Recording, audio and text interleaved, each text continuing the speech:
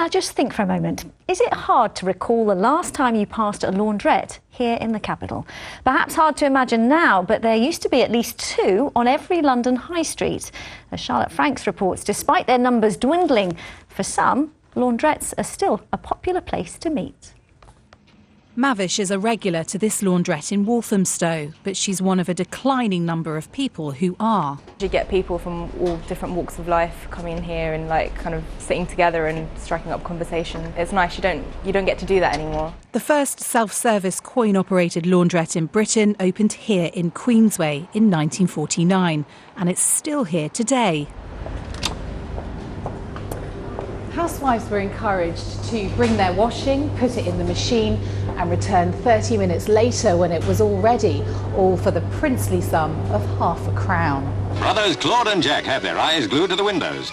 And once you let yourself be hypnotised by those whirling suds, there's no telling what you may see. By the end of the 1970s, there were over 12,000 in the country, but there are now only 450 left across the capital. In the main part, we've lost a vast number of laundrettes, mostly due not only to the fact everybody's got their own washing machine, but the fact that the rents have been overtaken what laundrettes can possibly pay in most areas.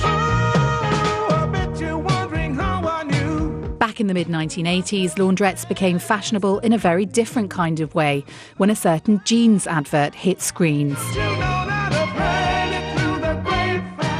Nowadays, most of us have our own washing machines, but for those that don't, the laundrette can be a familiar home from home.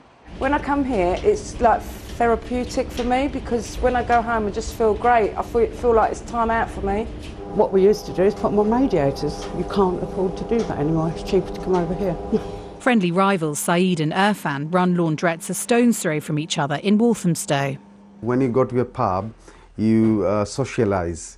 The laundry is a socialised place as well. People comes in here, people knows about everything. If any flat to be rented, people is putting the sticker on there's a flat to be rented, there's a car to be sold, this sort of things. I've met so many friends as well from here, like when they come they start talking and we're getting along together, and sometimes we even go out and have a drink. That's how we get close.